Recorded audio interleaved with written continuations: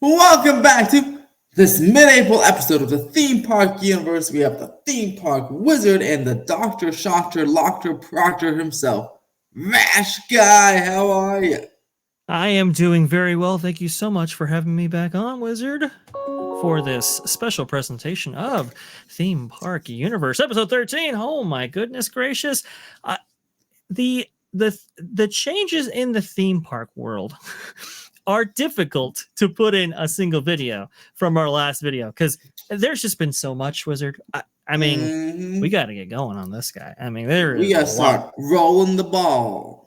Absolutely. And I think the best way to start it off is with the most tantalizing news, at least to us West Coast fans here, the prospect of Avatar at the Disneyland Resort. The shareholders meeting took place with that very contentious proxy vote.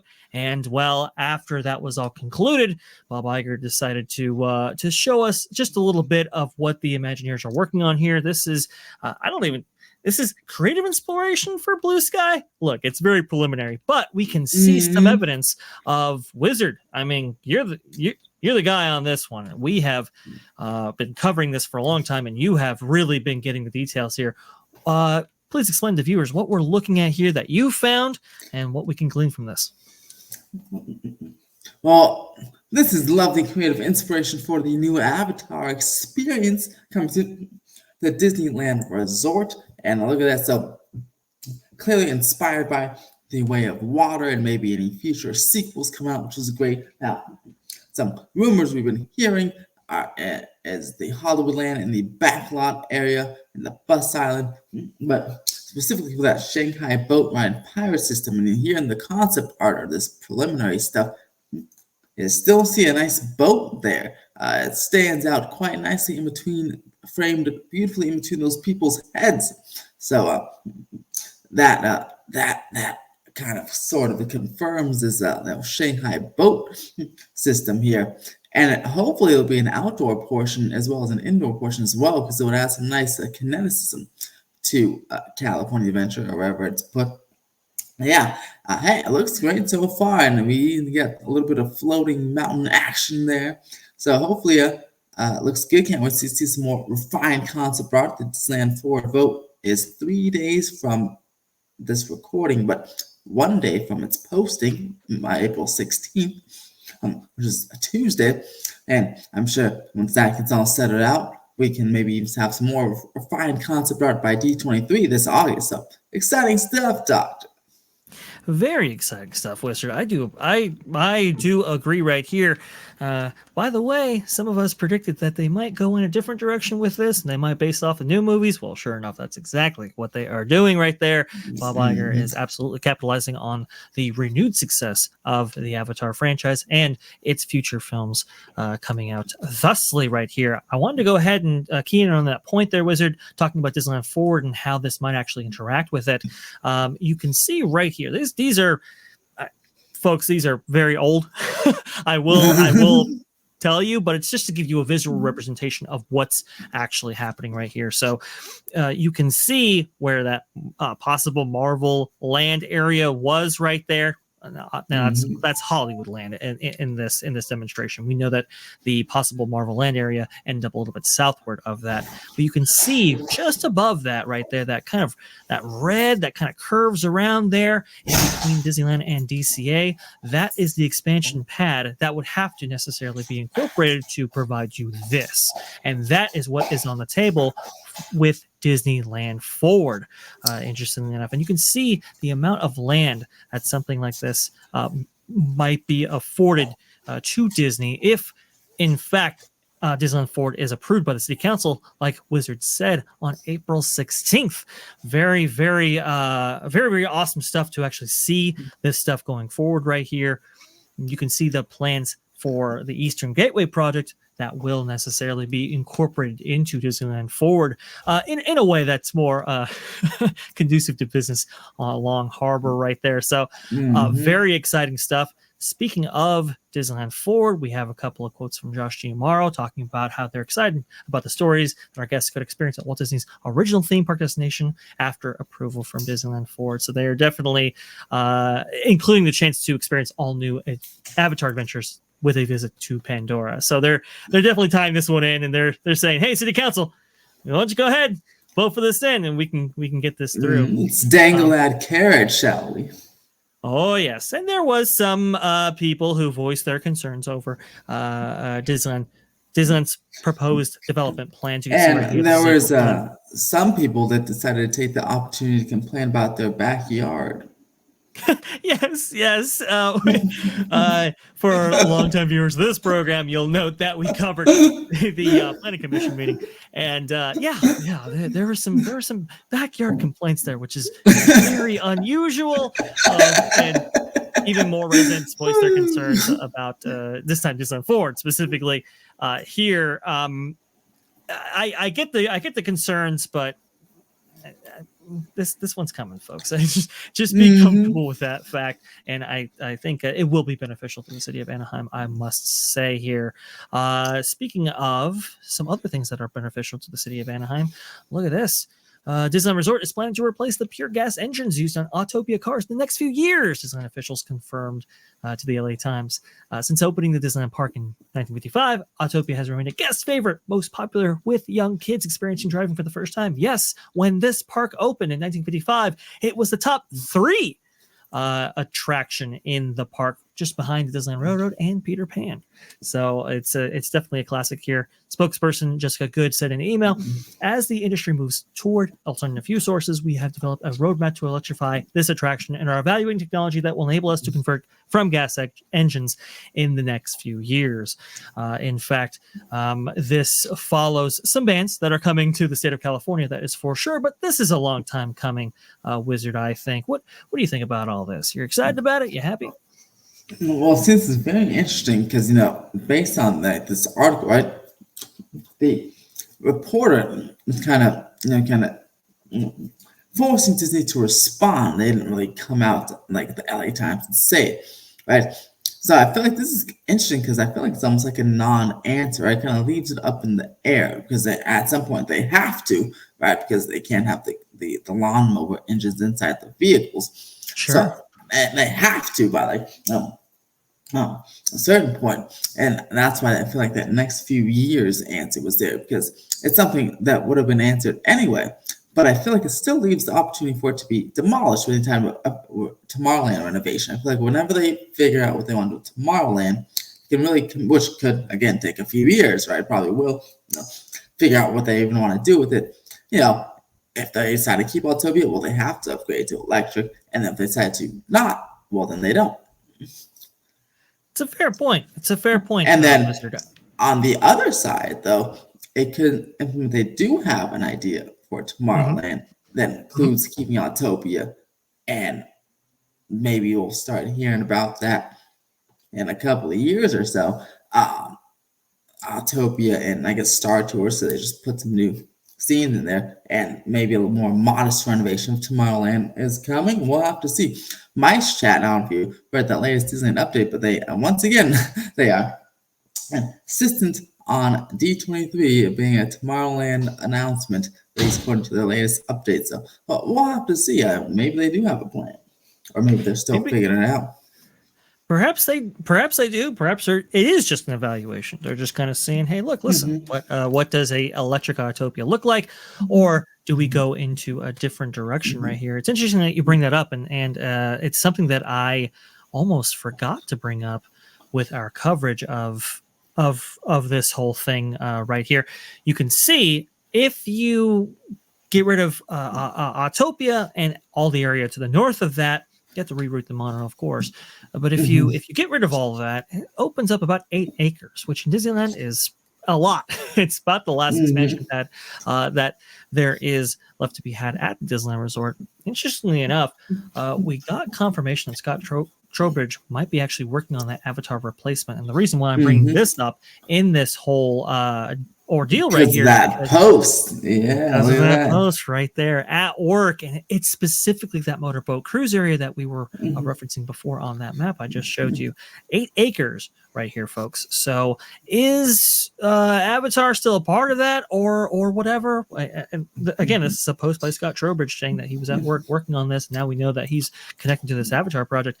We'll just have to see, but there's a lot of dots here that will be connected. And it also could be interesting because it could not be like all or nothing, right? It could be, let's say they Autopia Electric, but they could shorten it, right? And maybe they shorten the track and use that for Fantasyland expansion. And then because I can't imagine making all those electric would be cheap, right? So might as well kind of enhance the experience. Or as I brought up before to someone else, I was like, man, what if they kind of kept the same length but just moved it, right? So they took the top half for any Fantasyland expansion, and I don't know what they got planned, what they got for Tomorrowland, but they could maybe make it the Autopia southern section, make it go in the Interventions building, right? It's a 2-story building, and you can have some cool futuristic scenes in there because it's indoor, and then it's a show building at that point. So you have some cool futuristic scenes you can drive through. Imagine driving through this Jetsons, I don't know, futuristic thing. Then you come back outside. But that could be really cool too to go with the other, because you gotta think, right? Honda, which is sponsoring the thing,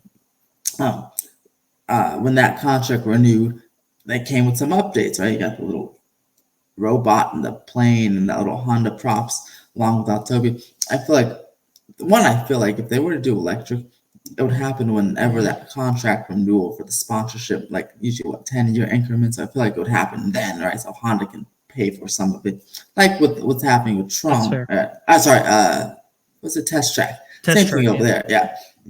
And then, so I feel like with Honda paying for it, Disney can go a little bit more ambitious and, like I said, maybe do some reroutes or add some cool stuff. Because imagine, you don't want to spend all that money to make every car electric and not enhance the track or do something, add a new scene or something, do something. I think that's fair. I think that's a pretty good estimation of what's actually going on here. I do agree with you. They're gonna look for somebody else to foot the bills for sure. So, like I said, that the statements relating to Autopia were very preliminary, but it and actually gives you an idea of what they might be considering. Do you know when that last contract renewal was? Or I guess when the last refurbishment was? Because I can't get an idea of when it could come up next. I have to actually look, but it was some time ago. I want to say it was about 7 years ago. So usually if it was 7 and let's say 10 years, right? They did say a few in the article. Few use 3. 3 years is 10 years. Hey, right. That's coming up. That's 2027-ish. Yeah, that could line up pretty nicely. If it was 7 years ago, interesting stuff. I'll have to keep a watch. Speaking of 10 years ago, Disney loves to place these sponsorships on 10-year intervals. This is going back to the early days of Epcot, when that park opened October 1st, 1982. A lot of those pavilions, including World of Motion, were actually on a 10-year cycle for sponsorship renewal. And, well, I guess that brings us to this guy right here. Breaking Test Track closing June 17th for a year-long update. Cast members being transferred right here. So we can see, and look, Mari Barr, the CEO of GM, happens to be on Disney's board. So, there's a little bit of that interplay right there. And, of course, they're trying to push their EV line right here. And it looks like, if I were to guess what this would actually be, this version of Test Track be focusing on, is probably electric vehicles, I would think. But you can see right here, GM sponsored pavilion at Epcot will be closing for a major update on June 17th, 2024. The brand new art it depicts a new entrance sign as well as an incredible looking new entrance overhang matching the 1982's pavilion facade. This is a significant upgrade over the existing canopy. And yes, it is. That canopy is very unsightly, has been ever since Yeah. this attraction opened. I think in 1999 originally is when Test Track opened. Yeah. This looks much better. Yeah, you can see that canopy right here. It's not good. So this looks much better. I will say though, and we'll get back into how much this is costing in a moment right here. But there are some people who are like, oh well, you know, you get rid of the mirror there, and that was a way for guests entering to know what they were what awaiting inside in the building. This is from Jim Shaw right here. I get those concerns. I understand that whole thing, but I think people understand pretty well what Test Track is, and you can hear it on the outside there. I think there will be generally be much excitement right here. You can also see how this evokes the classic World of Motion building exterior right here. And Braden was even suggesting that, hey, look, the VIP lounge for this will be improved by getting rid of this canopy. And I do agree. Yeah. And it's interesting because they said if they go in the electric vehicles direction, maybe again when that Honda sponsorship deal ends, if they don't renew, maybe Autopia will be sponsored by GM, and some of these same concepts will be implemented there with new vehicles. That's an interesting idea. I had not considered that, but hey, look, if GM's interested in sponsoring anything else for their EV line, well, we've got we've got some cars to sell you on both sides. So this project actually is projected to be $100 million. This is quite a bit for and last approximately a year. Yeah, lasting a long time here. Yeah, a year. It's a lot, folks. They're throwing a lot of money at this, and which is good. Epcot is in a transformational period, and so getting some new stuff like this is pretty cool. But you know, it's also pretty cool. Well, okay, this isn't great, cool, but we're getting the cool stuff, folks. I can assure you. So after the settlement was reached between SIFDOT and Disney, especially following that contentious earnings call, well, the floodgates opened on all the awesome stuff that we might be getting here at Walt Disney World in Florida. Breaking: Disney begins initial work for Beyond Big Thunder Mountain expansion at the Magic Kingdom right here. This via Scott Gustin. New Walt Disney World is currently in the process of filing permits for development work behind Magic Kingdom that will prepare the area for a future expansion expected to be the largest in the park's history. He goes on to say, during a Walt Disney Imagineering showcase earlier this week, Imagineers confirmed Disney will file water management permits in the next few weeks, marking the start of finding out what's beyond Big Thunder. Michael Hungen, VP Walt Disney World Portfolio at Walt Disney Imagineering, showed us an early look at the permit and told us that it will be officially filed in the coming weeks. I'll share when it's public right here. This is some big stuff, Wizard, coming to Florida potentially. And before we get into the rumors of what this might actually be, this is pretty huge, right? Oh, it's massive.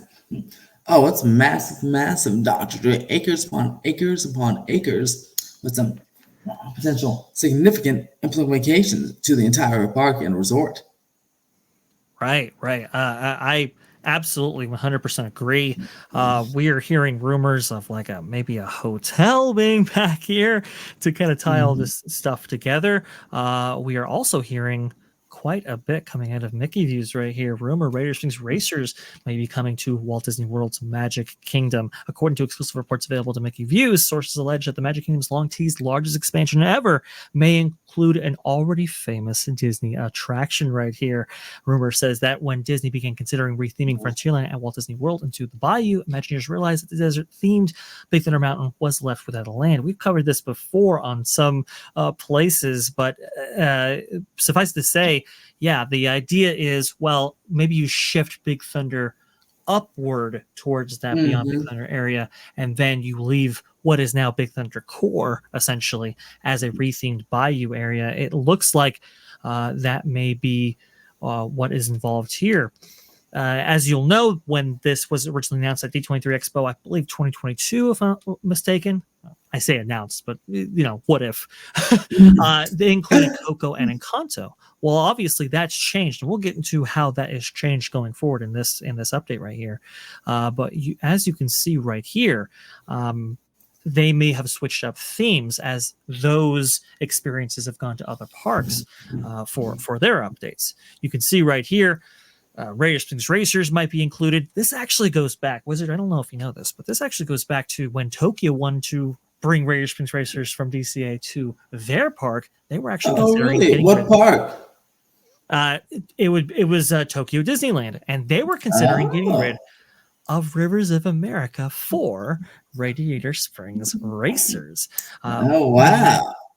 The Walt Disney World also has some history with Radiator Springs Racers. Interestingly enough, Kathleen Mangum, who brought the original version of Cars Land to life, along with John Lasseter, of course, she was brought over to Walt Disney World to hopefully bring an incarnation of Radiator Springs Racers, specifically an indoor version, to Disney's Hollywood Studios. Now, obviously, that didn't happen, but this whole Radiator Springs Racers coming to Walt Disney World has kind of been in motion for a little while here. This is why this rumor, I think, is like, okay, this is definitely a concept that they've been throwing around for quite some time, along with that amazing Villains Land right here.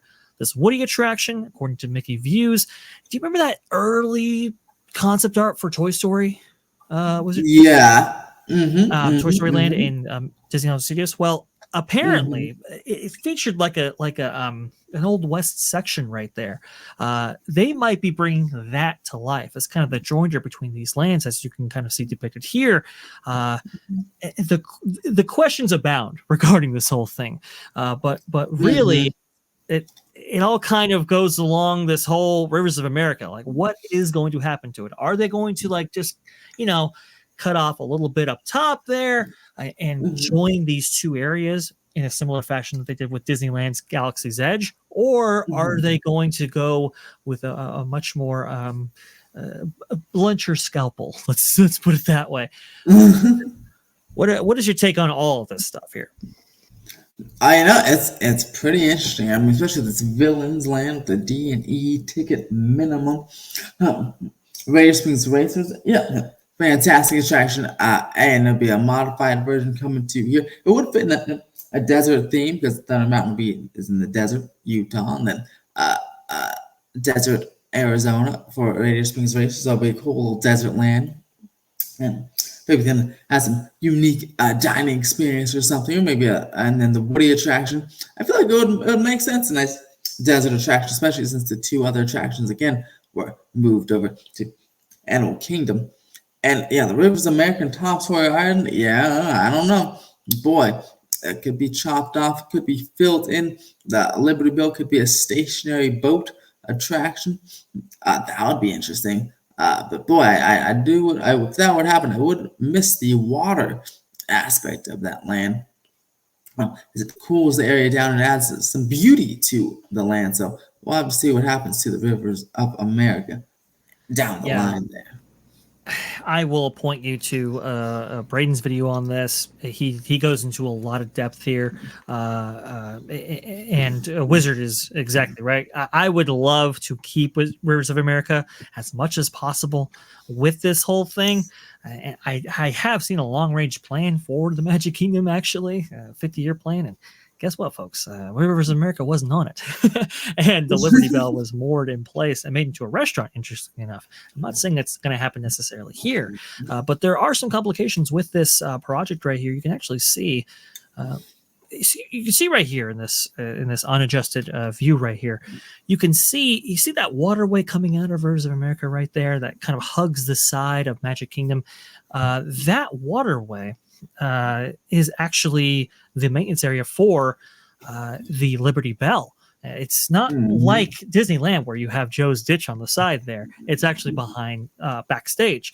The issue with that when it comes to maybe completing this section for a Beyond Big Thunder project is that, well, you have to get people to the other side of that. So that complicates things. Is it easier for the Walt Disney Company to just kind of get rid of Rivers of America totally, maybe having sections of it or so forth, getting rid of the Liberty Bell as well, and then filling in that section and having a main pathway, permanent pathway past that point? Or do you have a bridge or something like that to facilitate that? There's a lot of moving parts here, and we're going to learn a lot more, I'm sure, when as the days progress here, because we should be getting permits very, very shortly. But speaking of all the new things, look at this. First look at the Tropical America section of the new Animal Kingdom project right here. As you'll note, Braden was very kind to make this 3D rendering of the trailers and so forth, this kind of WDI HQ on site that provides your construction umbilicus for the site. Well, Disney decided to let us know a little bit more about what was actually going on here. We'll talk about that in a moment, connecting to other projects. However, you can see right here, a model was revealed showing what we may be getting in this Tropical America section, replacing Dinoland USA at Disney's Animal Kingdom right here. You can see this artwork that they've shown in the past and how it might actually coincide with some of this, some of these models right here. You can also see down below here, they were able to release a video showing a little bit of what the Imagineers have been working on. You can see that model there, but you can also see that they took a research trip to the Central and South America regions here. See some of the things that they're looking to document, catalog, and see if they can go ahead and take back some of that in order to imbue this land with some of that research. Wizard, what do you think about all this? Yeah, I think it's pretty good. A great Dinoland replacement. The concert ride looking to be potentially an omni-mover attraction. We'll have some Coco carousels, and the whole thing just looks a bit nicer than the Dinoland area in general, which is good. And I'll add the Tropical Americas. It kind of fits into the Animal Kingdom way that way, with a nice, another continent there, which is good. And then you have some appropriate Tropical Americana IPs and there too. Should increase capacity, should make the area a bit nicer. I like the water feature in the middle.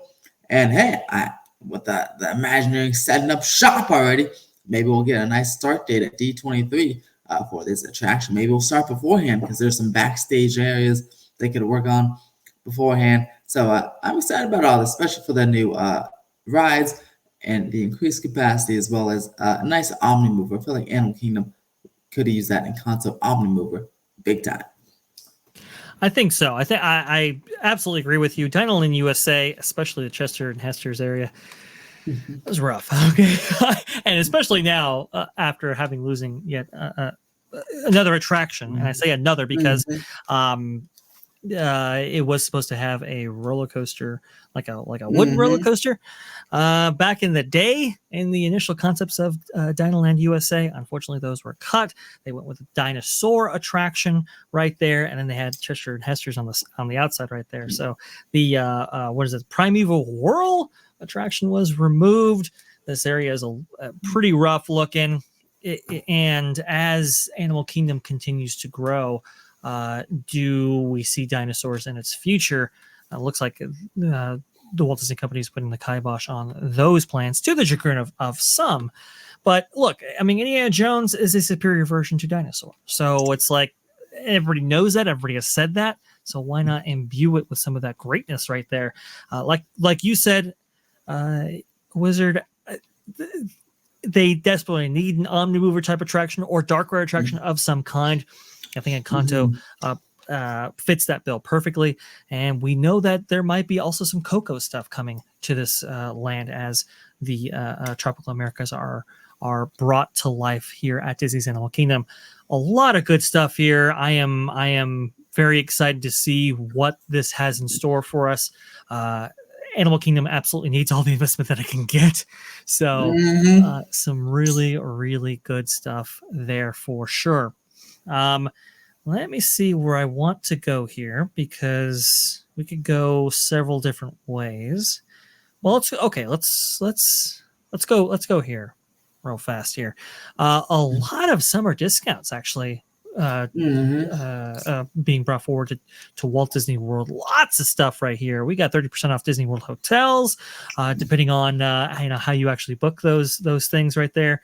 When you stay 5 nights or longer, that's huge. Florida resident and annual pass holder discounts, Disney Visa card holder discounts right here. This was interesting because Disney Visa card holders can actually get free dining included on their on their vacation package. Again, depending on how you actually book those things. So a lot of stuff here. We're also getting. We also know that Magic Keys are still available at Disneyland, and they actually have placards. And the outside. Star Wars nights still haven't sold out. Still haven't sold that. I actually got a push notification on my phone, Wizard. I don't know if you saw that, but it was really? from a Disney app saying, "Hey, Star Wars nights available." Yeah, I was like, "Oh, that's interesting." Wow. I say all this because Disney, I think, requires investment in their parks, and this is to say that they are finally doing that right here. You can see this this very favorable article right here in CNBC. Disney Parks are its top priority. Are its top money maker, and it plans to spend $60 billion to keep it that way. We've talked about this a little bit, but you can actually see right here on the revenue. Let me see if I can find there we go. You can see just how much profit these parks provide. I mean, just in Walt Disney World alone, it's about 30% of the overall profit of the Walt Disney Company. A third of the profit generated by this company is at Walt Disney World specifically. But you can see that how much profit the parks provide here. This kind of segment operating profit. It's just a ton of money here. $3.1 billion. In fact, from just the experiences of division alone, that includes the parks. And to see them investing in this way, to see them really kind of like, hey, we're going to spend the money on these things, I think is spectacular. So all of these updates that we were talking about from Disneyland and Walt Disney World, I think they're really exciting. And I think this shows right here this kind of really broad price elasticity for this division right here. I think tells you, hey, look, it's time to reinvest. I think exactly. I mean, look, the tickets are very expensive, and hey, people want the new stuff. They're going to pay top dollar. I agree. I think Caroline Reed from Forbes actually stated that 70%. Oh no, it was Sarah Whitten. Sarah Whitten. It was her actually suggesting that 70% of its operating income, that's profit, folks, comes from the experiences division. So all really good things to see. I'm really glad we are getting serious here. And well, time to start this turbocharging. I see. I agree with you, Wizard. I agree with you. Speaking of turbocharging, they're going to be turbocharging the DAS system specifically. Yes, they'll be turbocharging people off of the DAS. yes, that is absolutely the case right here. It's this first. Well, okay, to take you back a little bit, I remember hearing about them looking at DAS as almost a year ago now. They were doing studies and surveys and so forth and looking at DAS usage. And what they found was DAS usage, or I should say Lightning Lane usage, was up, but Genie Plus sales were either stagnant or down. So how can that be? Well, an increased usage in DAS. And apparently the company has come out and said that the DAS usage has increased by 3 times in the past 4 years. Now, if people are understanding the timeline of all these things, 2021 was when they debuted Genie Plus. I believe that was in September of that year. And so it's like, well, yeah. I mean, you made what was an included product in FastPass, a paid experience. And obviously people are looking to get around those systems or some people were deeply affected by what happened in 2020, and obviously that has kicked off increased gas usage. So they're getting more strict, folks, and apparently they're going to have like a medical team now made up of a collaboration with Inspire Health Alliance employees. They're no longer going to be doing it at guest relations anymore, which require guest relations cast members. It's a very skilled job, and obviously it pays a little bit more than some of your other cast members there. They're going to be moving this to between the parks. Also a little cost-cutting measure, huh? Yes, Wizard, that is correct. Because those guest I see how they're trying to sneak that in there. Oh yeah. I don't think a lot of people saw that, because I must say that guest relations cast member role has expanded with this expanded gas usage over the years. You can see those booths everywhere. It's a lot of money, so I think they want to really kind of compartmentalize that as much as possible. You were very keen on that. Very, very good insight right there. But it is changing here, folks. And the dates that we are hearing right here, let's see. It is going to be, I just want to get this accurate. Okay, May 20th at Walt Disney World and June 18th at the Disneyland Resort right there. Again, you can read these articles. Visit, Dr. Dre. Yeah, I mean, I'll without putting too much information out there, this will affect my family deeply. And it is... because you'll be coming in June for Disneyland. Yes, I will be coming in June for Disneyland. That is for sure. But yeah, I mean, it will affect how we visit the resorts going forward. I will say that, and for my family especially, for sure. So I guess we'll have to report back here, interestingly enough, on how that is all going to go. But speaking of updates and so forth, I want to go ahead and highlight this real fast, Wizard, because I thought this was really funny.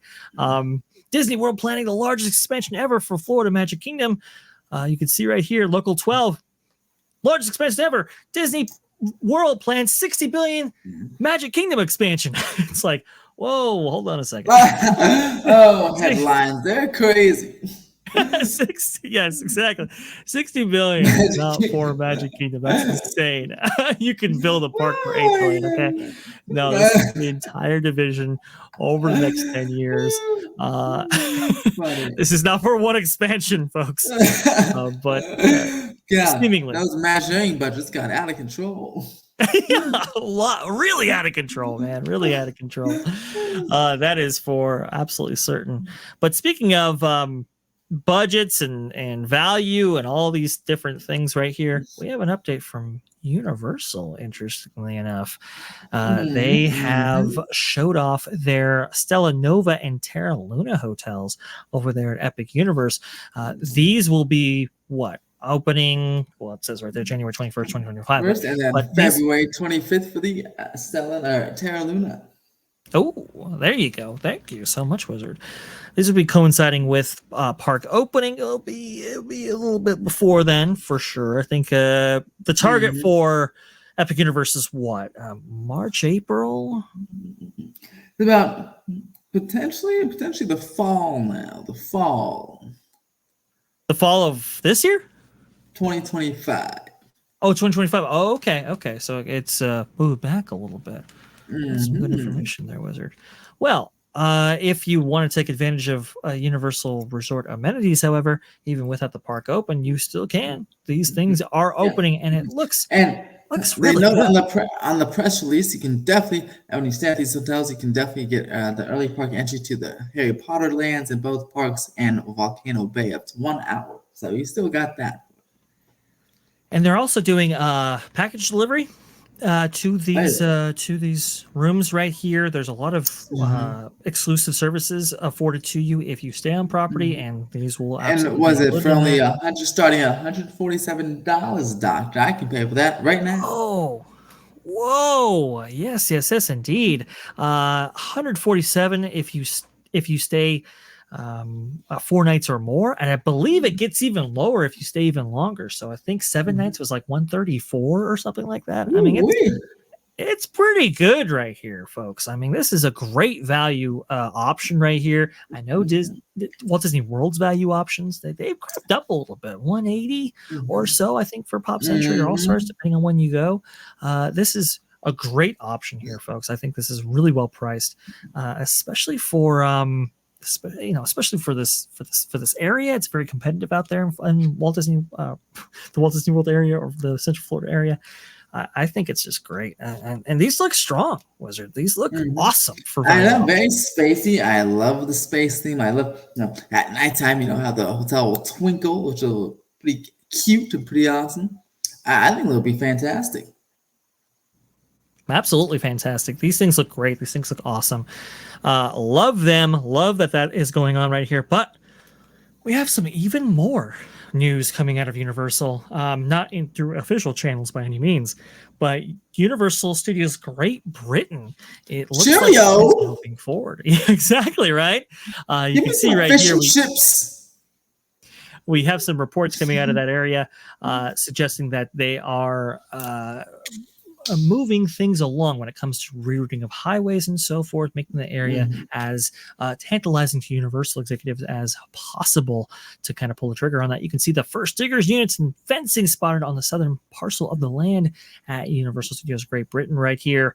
Obviously, this is not towards the construction of the park. We haven't gotten to that point, but you can see some preliminary work, setting up the site for Universal Studios to go. And you can see the size of the site right here. It's about the size of Epic Universe, including its expansion pass. This is a huge area of land. What is that, 110 acres right there? Oh, yeah, boy. It's massive. Really, really nice. Great work there for sure.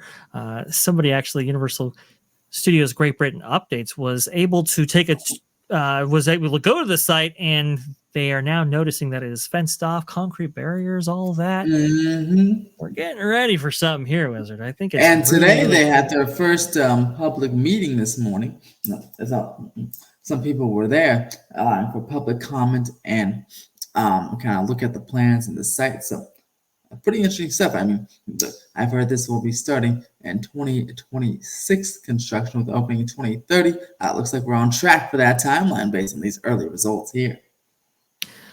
I agree. It's coming, folks. It's coming. The Disney company might use turbocharging language quite frequently, but they're not the only one turbocharging their experiences or parks division right here. That is for sure. We'll keep you abreast of all the news here on Theme Park Universe and on Theme Park Wizard Channel. Go back to that graphic real quick.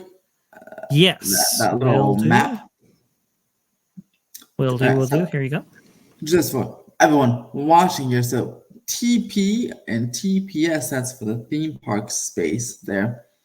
And then the other stuff is like for the that blue area is for like the backstage, back of house stuff. And then the yellow and orange is for the parking in like a city walk type area, just so everyone knows what those codes mean over there. Gotcha. And the green is just like a barrier berm between the road and the park space. Right. Okay. That makes a lot more sense when looking at this. I do appreciate Wizard's keen insight on that. By the way, folks, if you're listening, definitely check out the video on this because we got the visuals. Absolutely. Speaking of visuals, there's been some visual activity over there at Tiana's Bayou Adventure in this short period. Hello, TT. That's right. I mean, we've got lots of stuff coming here. People have been noticing more site activity as they have been staking out a little bit. We got almost everything besides an opening date. Yeah, that's hilarious. I'm still calling June 10th, but that's my guess. I hope I can be right on that. Well, folks, you heard it here from Wizard. When you're taking advantage of some of those Walt Disney World Resort discounts, just keep in mind Tiana's Bayou Adventure may be opening at that theme park that we call Magic Kingdom. We can see some lights fixtures right here we can see a lot of activity in this area, Wizard. This is just wild, the stuff that's actually going in here. But and the poster debuted as well, but that wasn't It's the not thing. the greatest poster. I mean, look at it. Tiana's cool, but the rest is like a 2D stencil. I don't know what's going on. Like when you compare, let's say, to the Splash Mountain poster, or even the Thunder Mountain, like those classic Disneyland posters, shoot, or even the new Hayden Evans artwork for the studio tour at 60th anniversary. Like, I mean, that looks better than this, but and Tiana looks great, but the rest of her looks the rest of her poster doesn't do her justice, I should say. You know?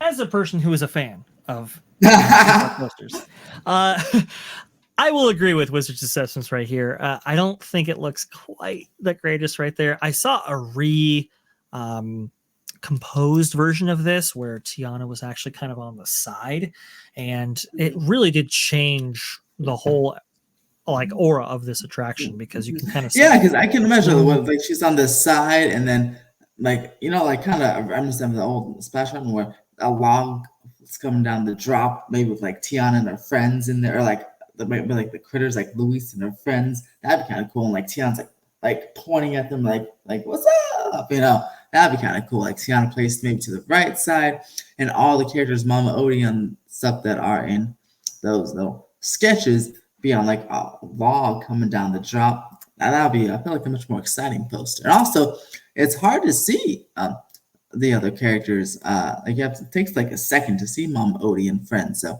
feel like that would definitely make them pop a bit more if they're in like a 2D or like colored 2D versions, and like coming down the log like the other, like Briar Rabbit and friends were in the other poster.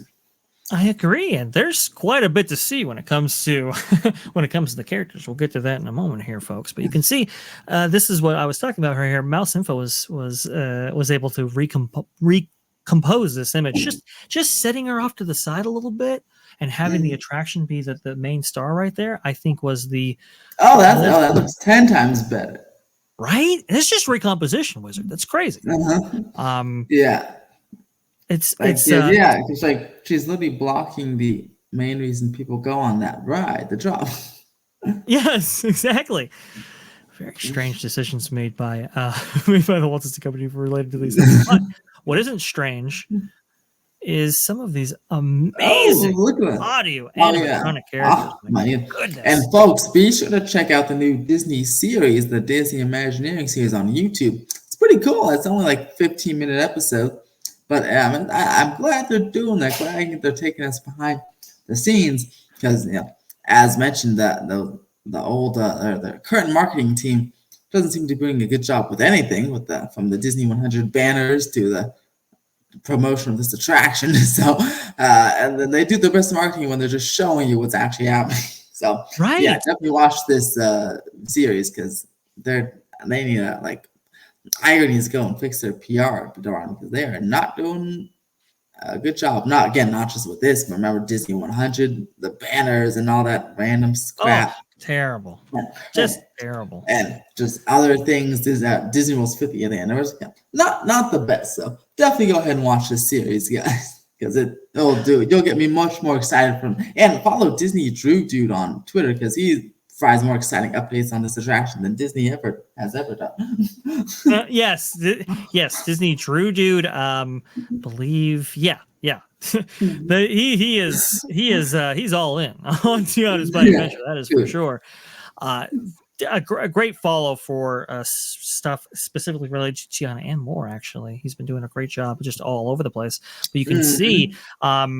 You were talking about social media. Yeah, from what I understand, Wizard, there have been some changes in the social media department at Disney very recently, and that might be. Oh, trust me, we can tell. yes, we can tell. This is the stuff that you're showing us, Disney, and honestly, this is really regenerating some enthusiasm for this attraction for sure. Maybe the Gensler people are also in the social media department. The Gensler effect, right? Oh man, I can go on and on about that whole thing. But no, some really good stuff.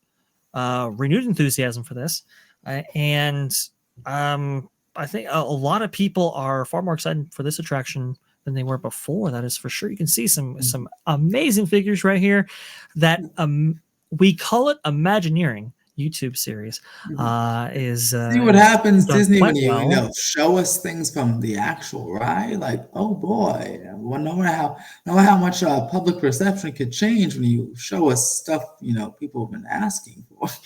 Right. No more magic mist. Come on. Let's Like, see some real stuff. who knows? Not showing a research trip to New Orleans would please the fans.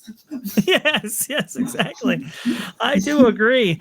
But sometimes you can show just a little bit too much, and it looks like that might have happened. Yeah, looks like we got some scenes right here. And there's been some eagle-eyed people like TPM Vids and not LMG Vids and TMG Vids. They have deduced that obviously here are the scenes from the attraction, but they've done the math and stuff and figured there are 42 animatronics in Disneyland's version. And Jack from Disney My Newscast suggests there'll be fewer in Walt Disney World's for skill. That's something I didn't know. Disneyland's had more animatronics. Yes. But Disney World's is like physically longer, but Disney World's had fewer, so it'll be the same here. So whatever Disneyland has, Disney World will have a bit fewer, which is quite interesting.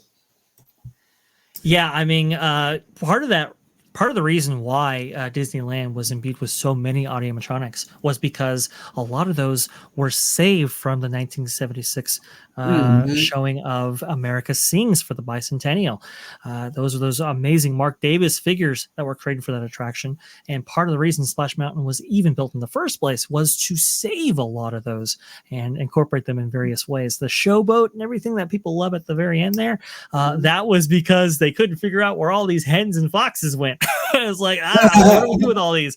They just created a big showboat right there. I believe Bob Gurr helped in facilitating that whole thing. It's just amazing history right there. But yes, I think there was 108 animatronics at Disneyland's version, and I think it was around 68, if I'm not mistaken, animatronic figures at Walt Disney World. Even though Walt Disney World is larger for sure, physically larger, and I think the sets are done with a little bit better execution than the first incarnation.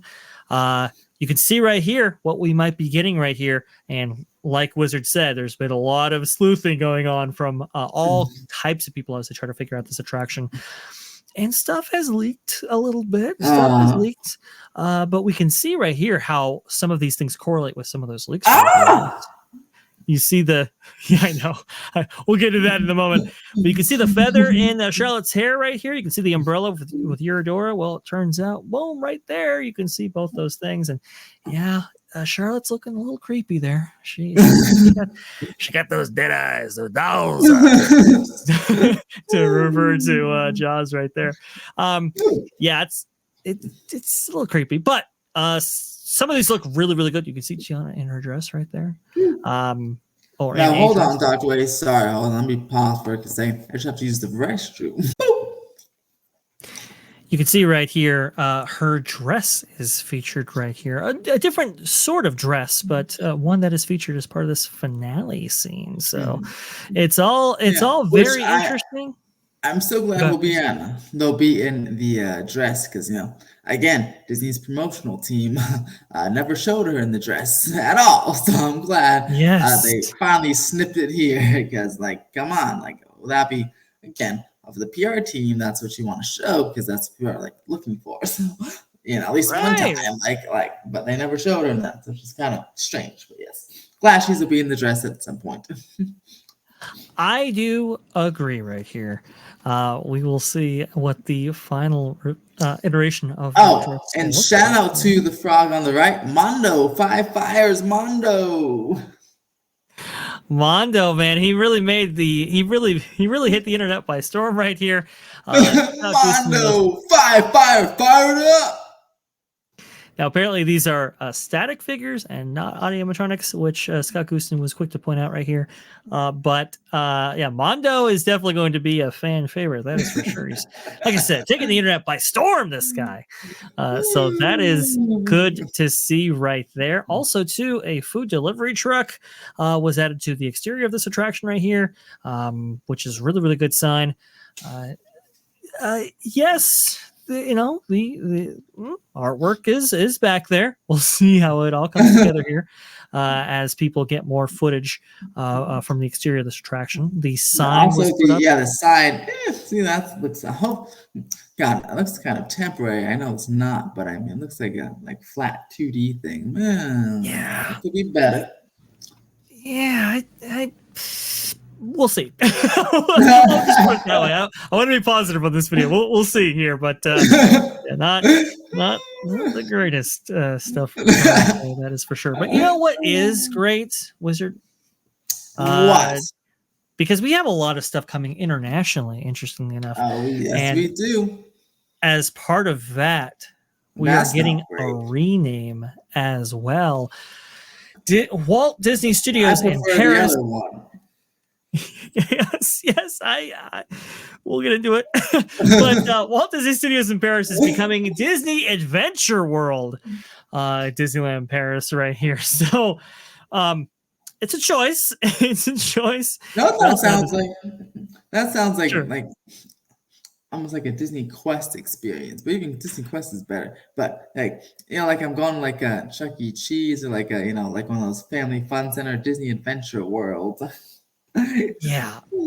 Also, they're like mixing California Adventure and Walt Disney World. I mean, that's this generic title. Disney. Like, I guess that's their goal. They can put anything in there now, all the IPs. But having like cinematic. I saw some say Disney Cinemagic Adventure and put like the accent over the E to be like French. Like that'd be cool.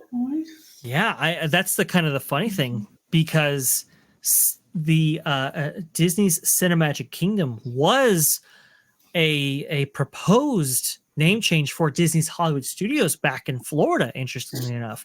The other one was Disney's Hollywood Adventure. Unfortunately, those things didn't come about right there. But yeah, Cinemagique, the Cinemagique show exists in this park right Wait a now. second. You would have thought. Disney Hollywood Adventure? That's hilarious. That really wouldn't Disney California Adventure. Yeah, right. No, yeah, exactly.